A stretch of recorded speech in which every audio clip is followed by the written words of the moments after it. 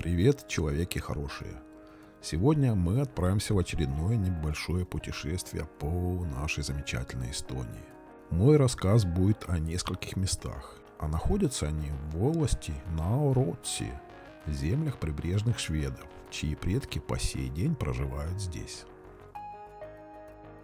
Это Рослепарант, побережье Рослепа, место, где можно встретить потрясающий закат на побережье.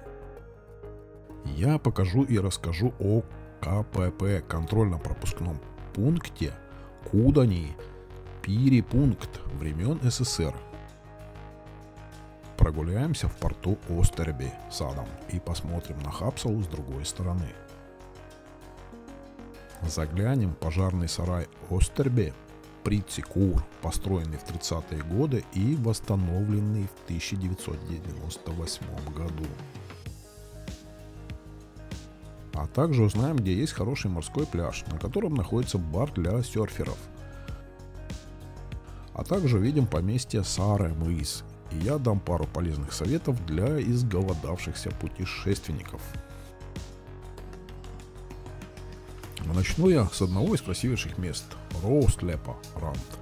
Это уединенное место на берегу Балтийского моря, где вы без всяких сомнений в хорошую погоду встретите потрясающий закат, который точно не оставит вас равнодушным. Искупаться там вы вряд ли сможете из-за огромного наличия валунов, а история у них особенная. Образовались они в результате взрыва метеорита, того самого, который врезался 535 миллионов лет назад в место, которое находится всего лишь в 17 километров отсюда. Неогрунд – самый большой и древний метеоритный кратер в Эстонии и считается одним из наиболее хорошо сохранившихся мелководных кратеров в мире. А окунуться в море с комфортом вы вполне сможете всего лишь 3 километров южнее, но об этом немного позже. И да, вы можете подъехать на машине прямо к побережью, на небольшую парковку, а координаты я добавлю в описании к видео.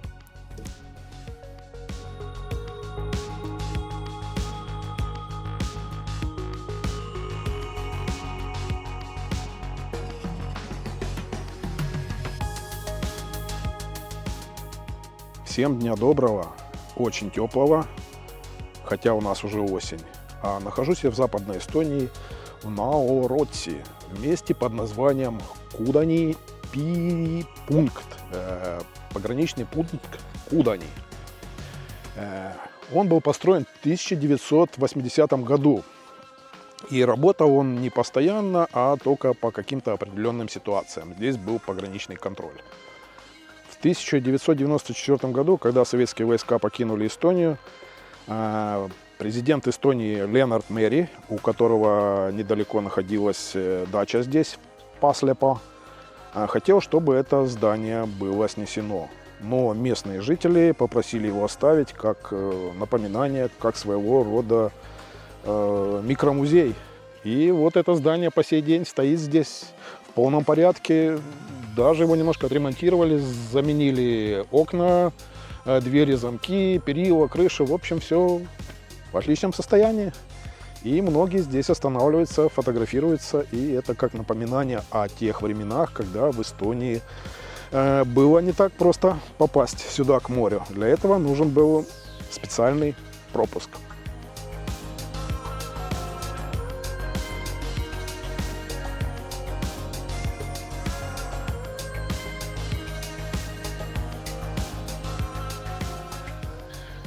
Так выглядит порт Österby, если я правильно произношу.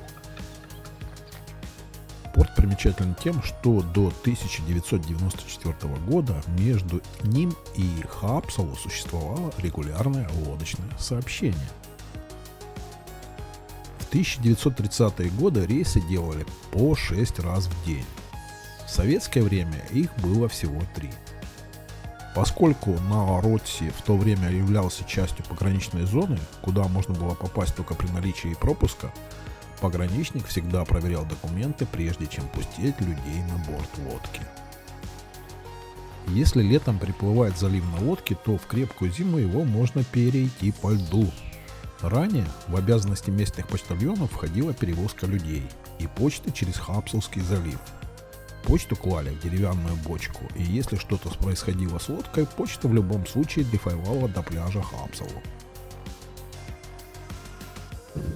Как я и говорил, порт сравнительно небольшой, и я думаю, что здесь фарватер, максимум, наверное, 2 метра глубиной.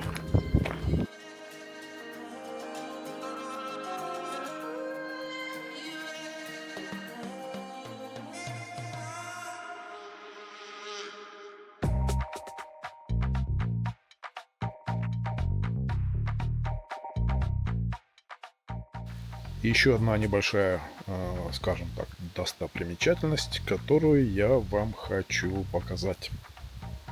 Называется она Остерби Прицикур. Я не знаю, как точно перевести, наверное, это как сарай для распылителей.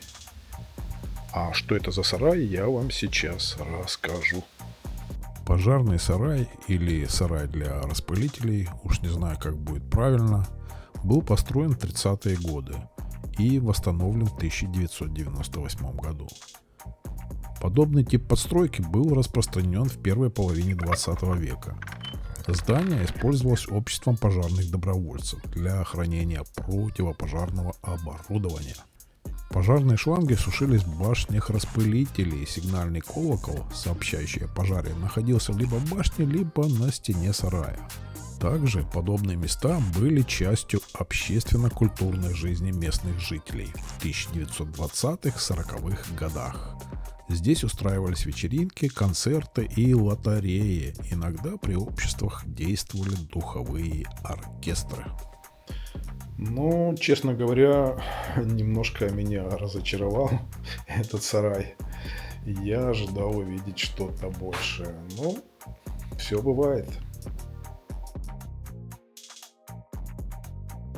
Как и обещал, то самое место, где можно искупаться и позагорать. Это Роста-Рант, побережье Роста. Здесь также находится весьма необычный для наших мест, на мой взгляд, бар для серферов. Особенностью пляжа является его немного крутой спуск и чистейшая вода. И еще одно место, которое я решил сегодня посетить, это Сааремыс. Поскольку это земля шведов, то практически все названия, как вы видите, дублируются шведским языком. К вечеру, изрядно проголодавшись, я решил по совету придорожной рекламы свернуть в поместье Сааре, дабы перекусить. Но, как и во многих других местах в округе, меня ждало разочарование. В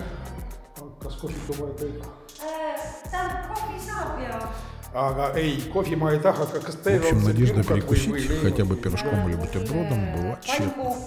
На вопрос о ближайших магазинах я услышал те места, где я уже был. Но, увы, там было то же самое. ma olin seal, aga selge, suur aitäh teile. Sõidan edasi. И один небольшой совет для тех, кто путешествует по северо-западной Эстонии. Покушать где-то, вывесок много, кафе, там заезжаешь, а все закрыто. Повторюсь, что у нас сейчас начало сентября.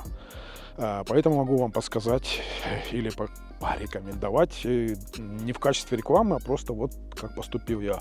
Я ехал на пляж Роста и заехал вот в этот Пухкекюла, деревню для отдыха. Там очень хороший ресторан, недорогой, очень вкусно, очень быстро готовят. То есть... А потом я поехал вот туда. Там замечательный пляж. И там есть сурф-бар. Очень интересный, кстати. И где тоже можно перекусить. Ну, конечно, не так, как в ресторане, но можно. В общем, вот такой небольшой деловой, надеюсь, совет, который, возможно, кому-то понравится. Вернее, пригодится. Всем новых позитивных открытий, удачных путешествий. И на этом сегодня все.